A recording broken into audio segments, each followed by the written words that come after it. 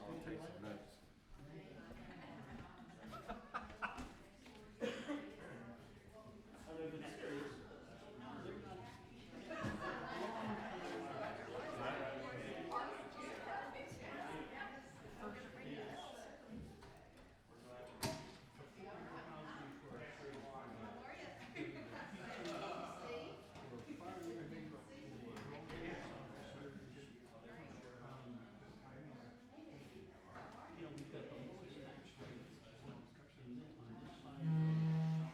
Probably fifth out of urban drivers up, down.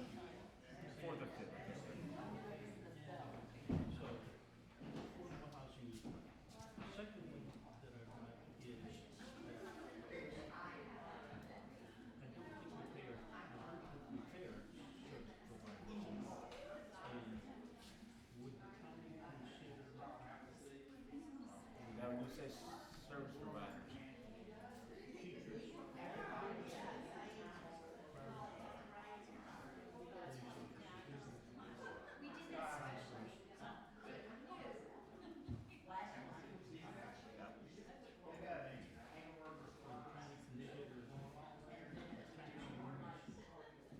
specifically focused on paying them?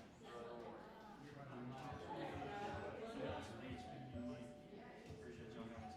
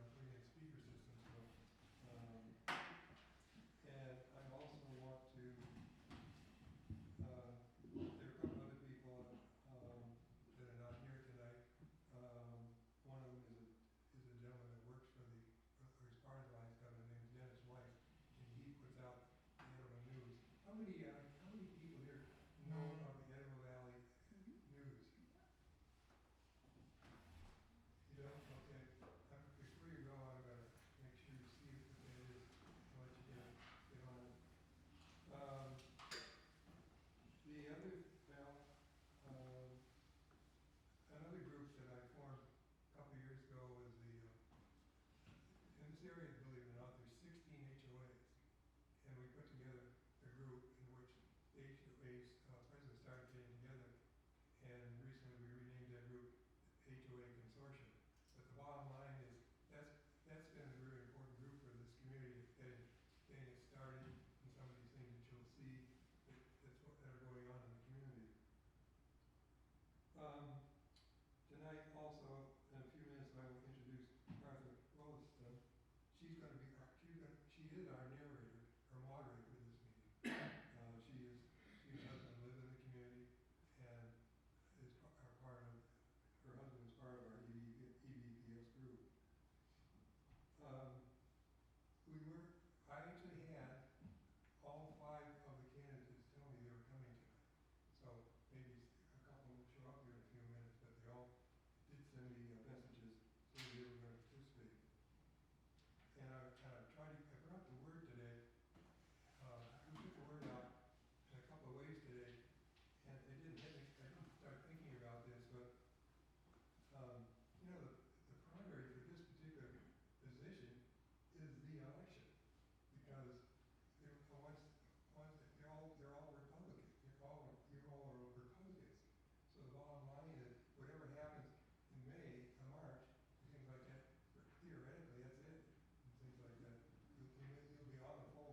You'll be on the November ballot, but the bottom line is nobody else will be on there. So our game plan was to put this evening to put it in 4 parts. We wanted to do candidate introductions, to let the candidates introduce themselves. We provided, as we did 2 years ago, a set of questions for them. And we gave it to them a week ago to allow them to prepare for this meeting. We also will allow for questions from the audience and things like that. We don't like you, so we need it for that purpose. And then we'll have a wrap up. So we're shooting for 2 hours. Our game plan is, the schedule we worked out is designed to end exactly at 8 o'clock, so we won't tell everybody more on that. So with that, I want to turn it over to Martha as our moderator and let her explain how we're going to go about this. Okay, thanks, William. My name's Martha Rolliston. I live with my husband David and a little dog next to the golf course. And my role here, as I see it, whether we have 20 people or 120 people, is I'm here to keep us on schedule as politely as possible, and making sure that all of the candidates have their fair share of time to tell us their stories. We are recording this session, so all the people who couldn't come tonight, they will have a chance to see it on. It's going to be on our video. Yeah. Okay. And for those who want to ask a question later, thinking there are going to be a whole lot more of you, I'm letting you know now that the plan is you'll get to ask one question, but of only one candidate. So we're going to take the time over the next hour getting to know the candidates, so you decide which one should get your question. Okay? So now we're going to have the candidates, we're just about right on time. We're going to have the candidates introduce themselves. You're going to tell us a little bit about yourself and what made you decide to run for office. And you're going to have 3 minutes. We have a timer.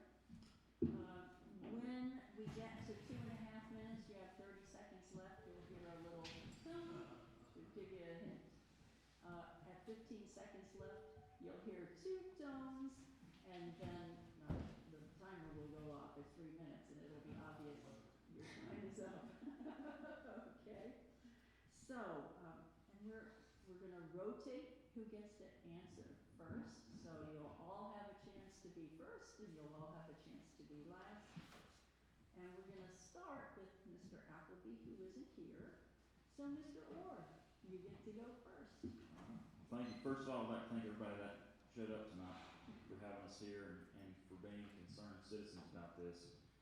My name is Rudd Orr. I'm running for County Commissioner of District 3. I was born and raised in Mills River. My family's been there for generations.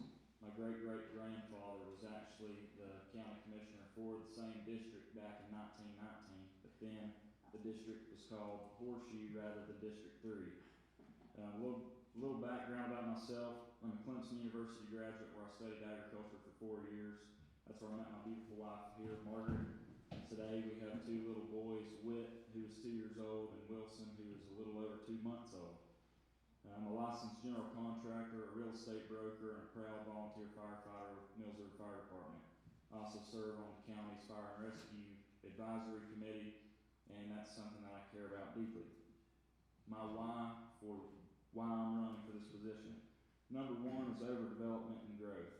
I think that we need to tone back the way we are growing Henderson County. Henderson County has changed drastically in the past few years, and I think we need to work on that a little bit. I think if we're not careful, it will get out of hand, and we will become a place like Asheville or places that are overdeveloped and don't have good quality of life. I think we need to cherish who we are in Henderson County and realize that, agriculture and our rural heritage is a big part of who we are, and that's what makes us unique. I also think we need to focus on our first responders and our workforce here in Henderson County. Obviously, I have a heart for the first responder community, and that's why I donate my time for free to serve alongside them. But those that do that for a career, I think we should be focused on what they're facing every day and realize that they need to have the opportunity to live here and be invested in their community where it's more of a calling rather than just a job. I think they need a voice that works for them, whether we need to take that to the state level or the federal level or whatever we need to do to fight for those people that are serving us. The people serving us need to be served themselves. And lastly, I think it's time for a new perspective in Henderson County. I am a young voice. I have a lot of ideas and a lot of great things planned for this county. I care about this place. It's my home, and I hope it gets to be the place where my kids and their kids all get to raise their families. But I think it's time for us to have a new perspective and someone who's willing to offer new advice and realize that we are the ones that have to deal with the long-term changes and decisions that are made today. My qualifications for running for this office is with my career, I deal with permitting, zoning, planning, land use, budgets, and public safety every single day. And so I truly do live this job, and I think that I'm a good person to be a voice for the people that come with me and after me. Okay, Thank you. you. Okay, Ms. McCall. Hi, I would also like to reiterate, thank you for coming out tonight. It's a very cold night, and taking the time to educate yourselves on the candidates. There are so many people that not only don't know who the commissioners are, but don't even know what the commissioners do. And the fact that you're here shows you that you have an interest. I am also born and raised in Henderson County. I'm 9th generation. My family goes back to the very first person who lived in Henderson County. We came from the farming side of the county. I live in the Flat Rock Coastal District, but I don't live in the village of Flat Rock. I live near Blue Ridge Community College and represent District 4. I have been on the commission this is my 8th year. I'm going into my 8th year. And I chose it as my retirement job. I retired from several years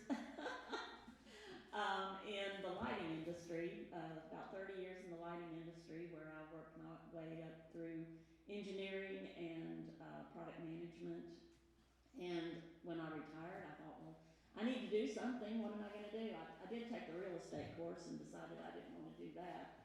But when they asked me, why are you taking real estate? I thought, well, that's what you do after you retire, isn't it? But then Tommy Thompson, who represented our district, announced that he was going to retire, and I decided that it was time for me to go into politics, because my grandfather was county commissioner for 12 years, between 62 and 74. My uncle was a commissioner in the 80s. And so it kind of runs in our family. My granddaughter's already saying, my oldest granddaughter is already saying that she'll probably take her turn one of these days. And I hope that's true, because I hope that our family continues the legacy. I am a wife, a mother, and a grandmother a mother of 3, a grandmother of 7, from age 18 down to 2. So we have most important thing in my life. What I do is for my family and the future generations of this county. I have a deep love for Henderson County, and I want to see it continue to be the best place to live in North Carolina. I want to make sure that it continues to be that for future generations. And I want to continue our economic conservancy and farmland preservation, which I've been very involved in. And I want to just continue to share what I learned working through corporate industry and share it with the county. So thank you very much.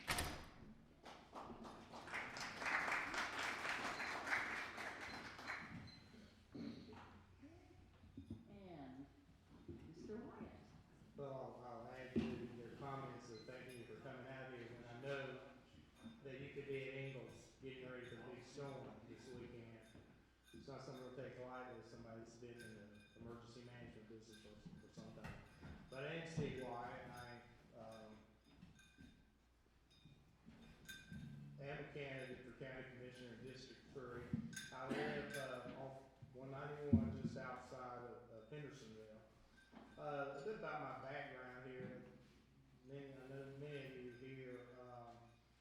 I served for 15 years as the county manager. I was brought to the county in 2006 to deal with issues that those commissioners at that time saw to be priorities that weren't being addressed in the committee, in the community.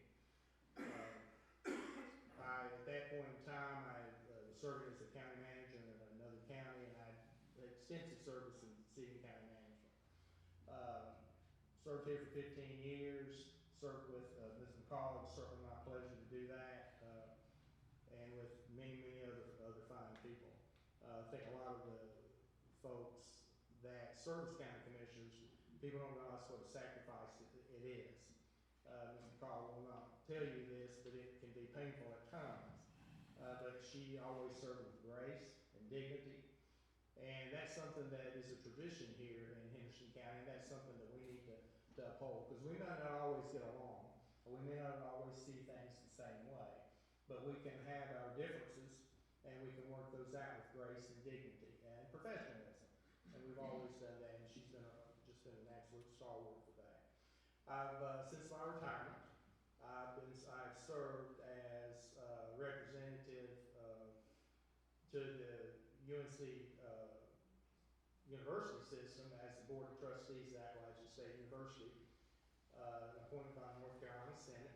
Chuck Edwards appointed me before he left and went to Washington, which I'm not sure was a promotion for him based on the things that I read about that are going on there. Chuck certainly has his hands full. So why am I running for this position? I think, first of all, I'm called to do it. I'll be quite frank with you. Politics is not something that I saw myself doing, but I believe everyone in this room has an obligation to serve. It's their fellow man. And you are, and we are, I believe, called to do what we can do. We all have different abilities. And is that my time, or is that my warning? You got 10 seconds. Okay, so quality of life, quality of life, quality of life. I'm concerned about the quality of life in this community, the direction we're heading. Thank you.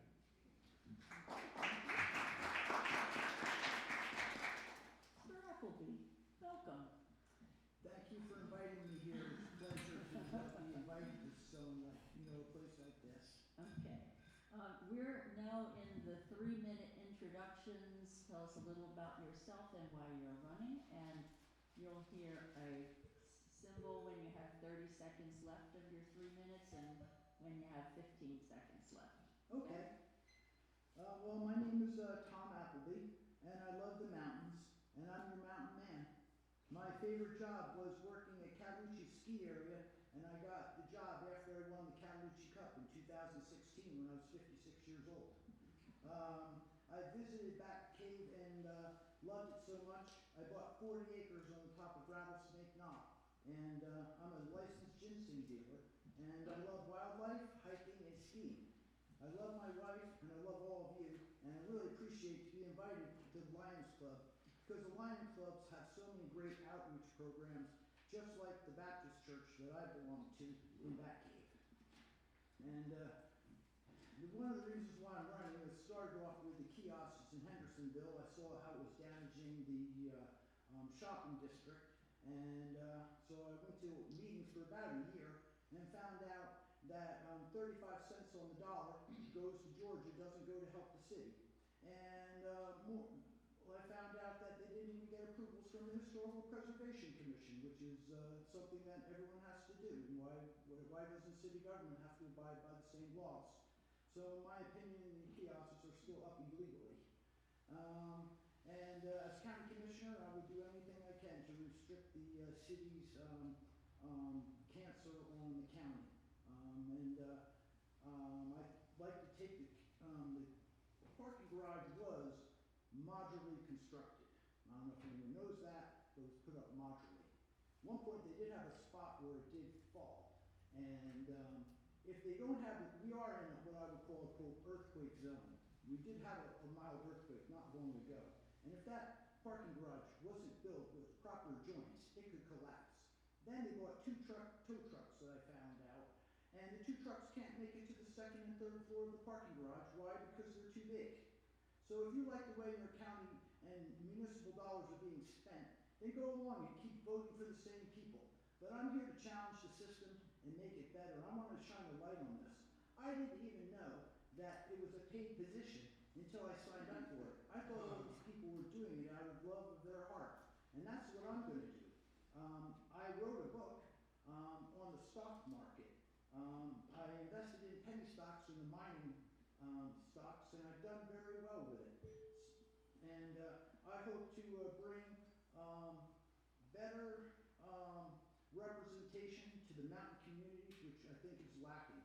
And I've seen all the apple trees being cut down, and we're turning 64 into a strip mall. Thank you very much. Okay.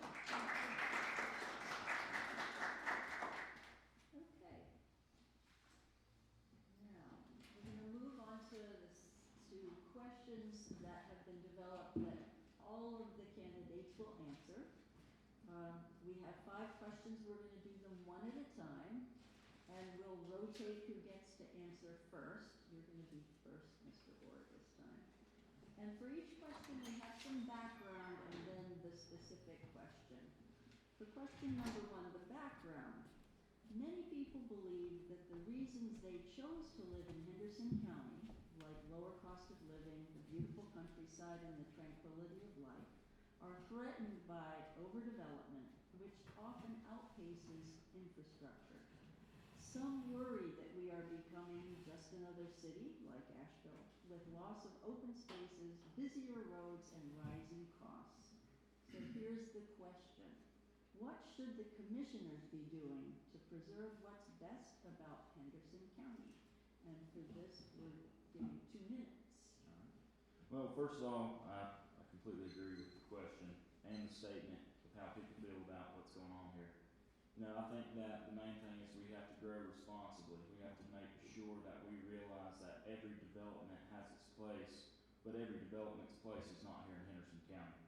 You know, we also have to make sure that we're not developing faster than our infrastructure. It is, you know, typically development follows infrastructure, but it seems that here lately that infrastructure is slowly following development, and that doesn't work out long term. You know, like I said in my introduction, I think our agricultural and rural heritage is who we are here in Henderson County, and we need to hold on to that. I don't think we should continue selling our soul for tax revenue, and we need to remember what makes us unique and what brings people to Henderson County year after year, generation after generation. And another thing, you know, we're all in this question is one thing that is the best part about Henderson County truly is the people. We need to make sure we're serving the people of Henderson County, and we're not only serving the big box developers and the big box builders that are coming in here for profit only. The profit's great, don't get me wrong, but we need to be serving the people of Henderson County because in my opinion, that's the best part of who we are. Okay. Thank you. All right. Ms. McCall.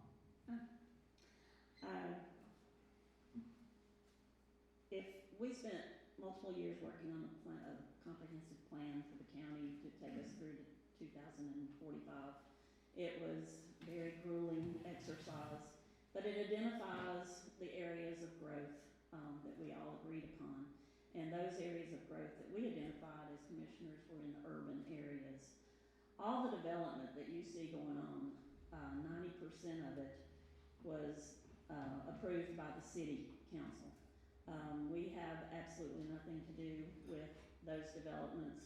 We have nothing to do with the paid parking in the city. We have nothing to do with the parking garage in the city. All of that is determined by the city and it is not determined by the county in any respect. We do have limited approval for zoning rights, and we've identified areas where zoning should remain R2R with no sewer or anything like that going towards it. And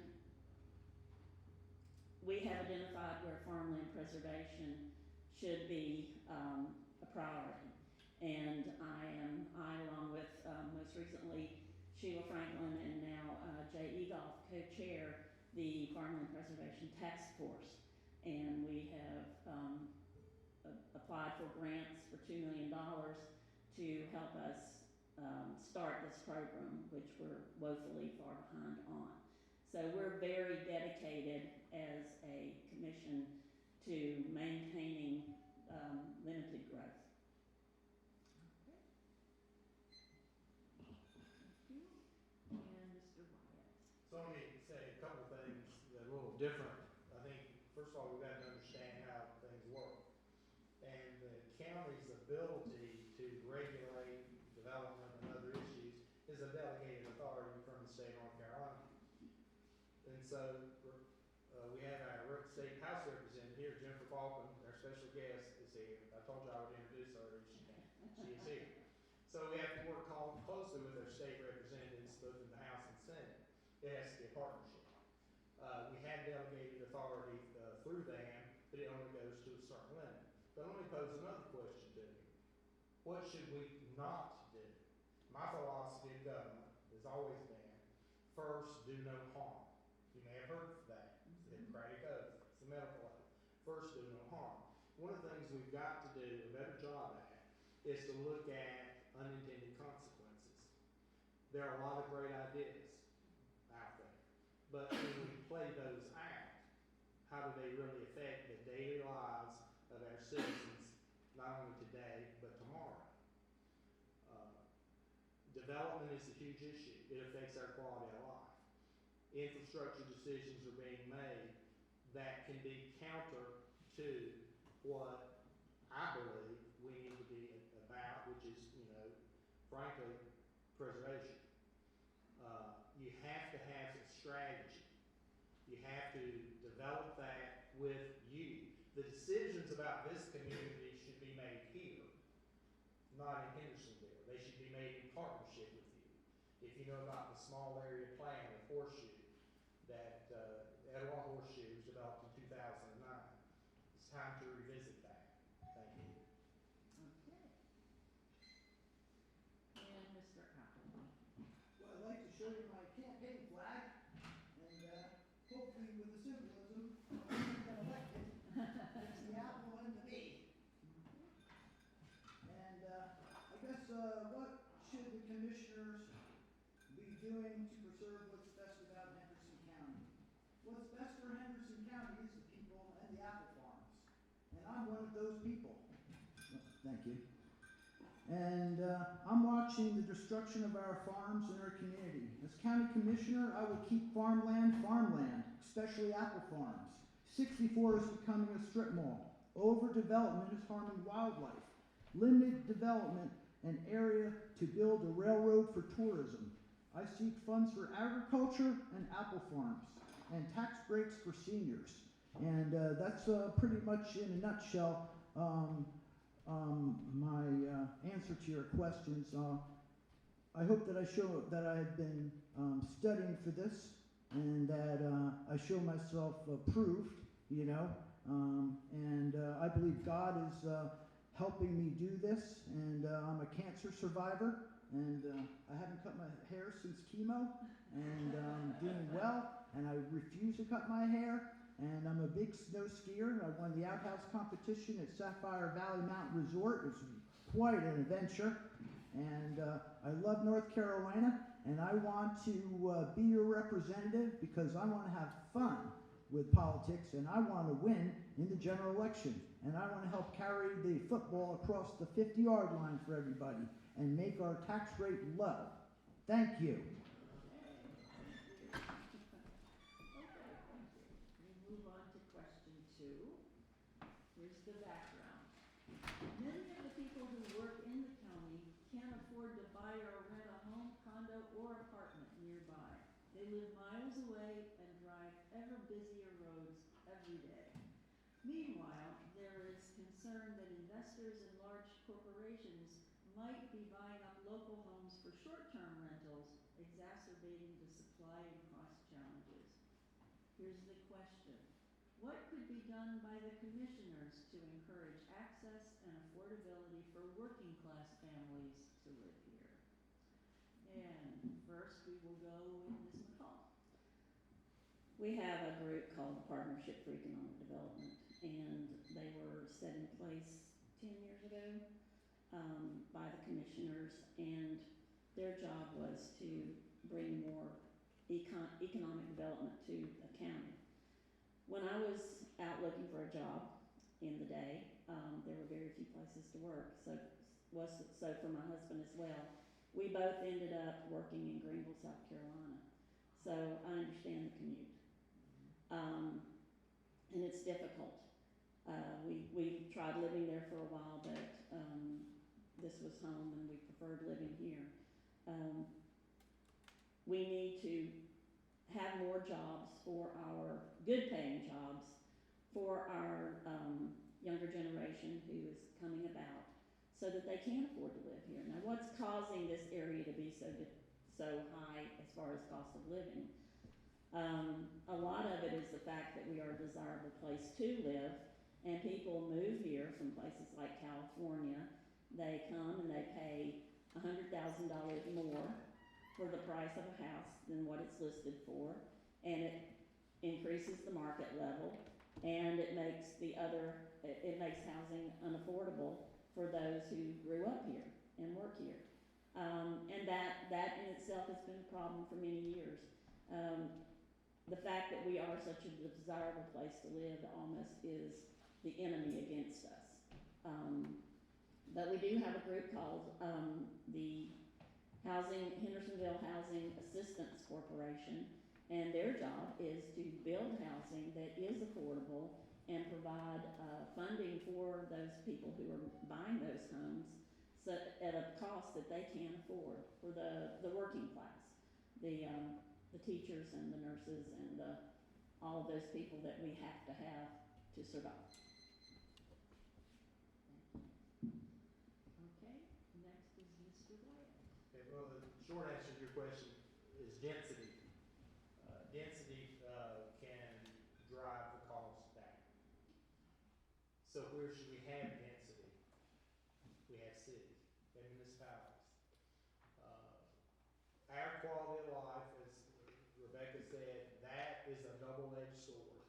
But nobody here wants to sacrifice our quality of life to make ourselves less desirable, right? We're a magnet. Our success is incredible.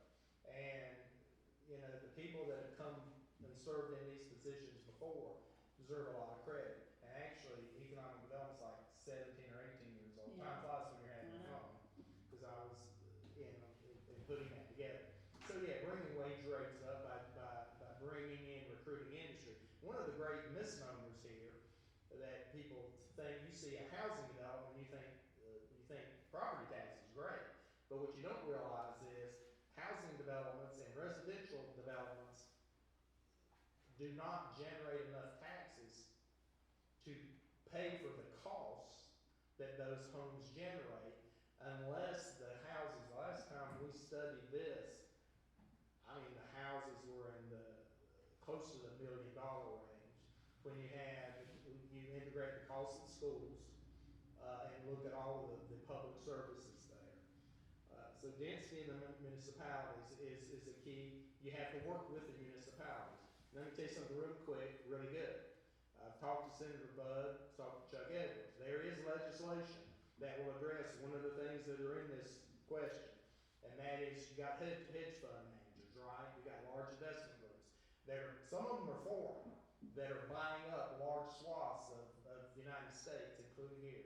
Senator Budd's, Representative Edwards are both working to make that illegal, frankly. Thank you. Okay, and next, Mr. Appleby. Okay,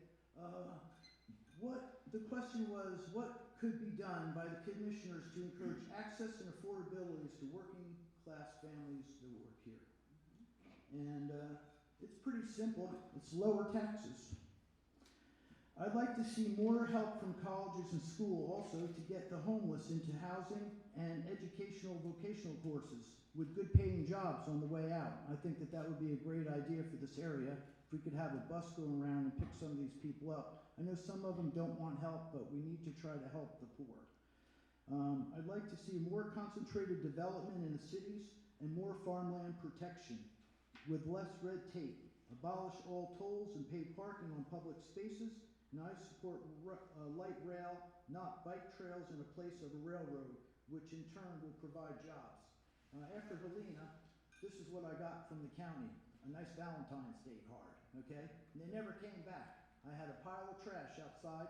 No, I called every month, and no one ever came to pick up my trash. But Jake, who's an angel from Precision Grading, took away all my trash in one day so I could put my well in. The county's just not effective, and they're not helping, and they didn't help anybody in Batcave. It was all volunteers. Shepherd's Purse, Precision Grading, Spokes of Hope, people from California, strangers who I never met. And I just want to thank everybody for giving me this opportunity so you could learn more about me and my run and my bid for public office. Thank you. And Mr. Orr. Your turn. Well, I think this question goes back into what I discussed with our first responders and our workforce here in Henderson County. I think you should be able to afford to live where you work. You know, when people can live here and their kids can go to school here, they become more invested in our community. And like I said before, it becomes more of a calling than it does a job. And I think that's important, and that's something we should prioritize as any elected official to make sure that we're serving the people serving us, just like I said. You know, we've got developments going on all over in the municipalities, in the county, everywhere. And I think we need to incentivize workforce housing developments with local builders versus these big box builders. And we should make sure that people are following the rules. There's development going on now that I'm sure you're aware of in Mills River, and they've bought hundreds more acres, and they are developing some more property headed towards Etowah. And they advertised their houses originally starting in the 400s, and none of them sold for anything less than 900.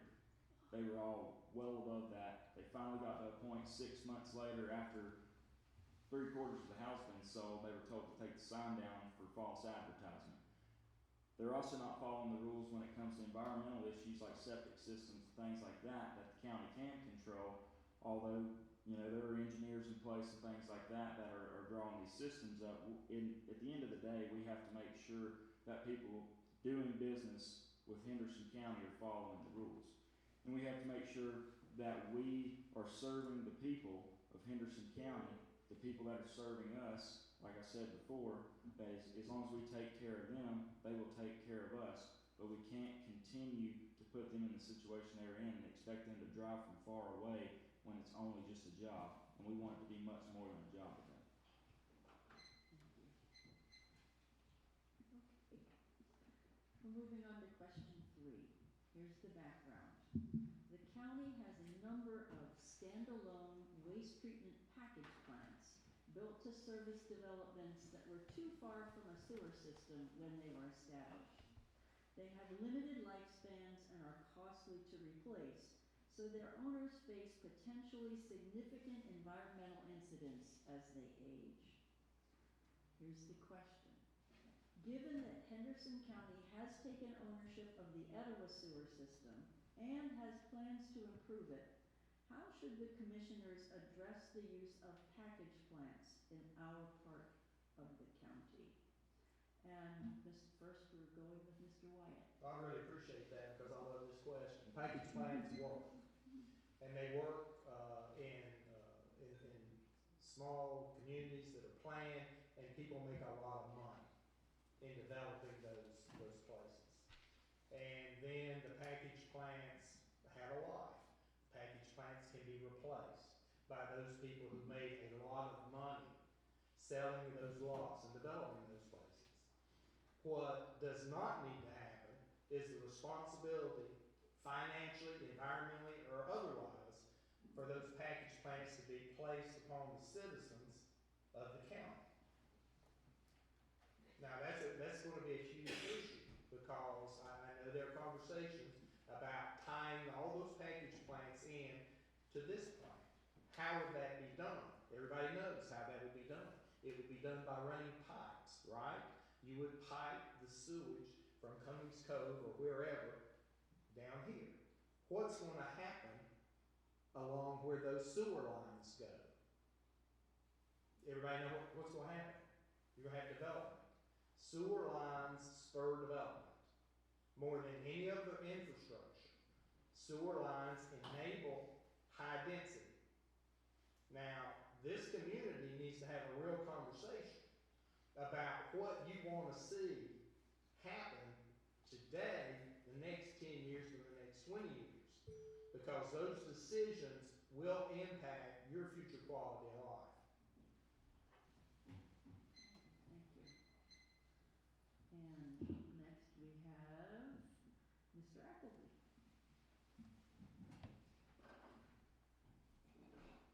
So the question was, given that Henderson County has taken ownership of the Etowah sewer system and plans to improve it, how should the commission address use of the package plants in our county?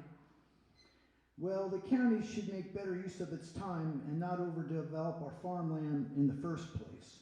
And this is why I'm running for public office, to help with the overall plan without burdening the taxpayer with frivolous projects that are not well thought out.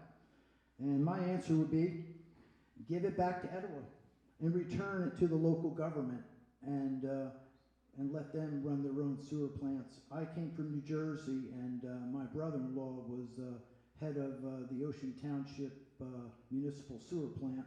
And if I get elected, I'll be making a phone call to Frank Vacchiano. And he's my cousin-in-law. And I think there is a solution, but we need to restrict the amount of development and new people are coming into this area. If we're going to preserve it, we need to restrict development, and people are afraid to say that. But I'm not, because I'm the challenger here. My name's Tom Appleby, and I hope everybody will go home and draw a little apple and a bee and put it on their refrigerator, because that's part of my campaign. Okay. And love you all. Thank you for coming out tonight in this cold night to listen to all of this. Okay, thank you. And Mr. Orr? So on that question, the state regulates those package plants right now, and they place the rules on that. I don't think that the county should try to get into a position where they are placing those rules on a system like that. What it seems like happens to me is that you have private owners on these package plants, and when they get to a point where there's too much maintenance involved and too much service to keep it up, they get tired of owning it and they hope the state will take over. And I think what happens is the state gets involved and they call the county and they say, look, we've got to do something about this before we have an environmental catastrophe. I do have an environmental degree from Clemson, so it's something that's important to me. But what I think we need to do is, when you've got places like what Cummins Cove and you've got hundreds of houses there, you can't run the risk of having an environmental catastrophe or, having houses that are unlivable. And I think our county needs to be focused on knowing about these plants, knowing what's going on with them and how close they are to failing or needing further help. And I think the county needs to be ready and be in a position to bail them out if that happens, to keep an environmental issue because that is a huge part of, you know, who we are here in Henderson County, is our water and our environment. And I think we need to, if it gets to a point where it's, you know, you've got a system that's going to fail, I think the county needs to be in a position to be prepared to take over, like what they had to do here in Etowah, to make sure that you don't get in that situation. All right, and Ms. McCall. First off, the reason we purchased the Etowah, we basically just took it off the hands of the people who owned it, because of the amount we paid for it, which was very minimal. But we did it to save Etowah, from becoming a metropolis. Because the alternative was a private owner or the city of Hendersonville, and they would have used it to expand and to add to the density of this area. I don't think you want it back because you don't have a local government to manage it. But we did not want to be in the sewer business, we the county, but we did that to help Etowah. Package plants are good for development for a while, just like Cummings Cove. The developer comes in, they build the package plant, it works for a long time, for 20, 30, maybe 40 years, but then it starts to fail. The developer is lying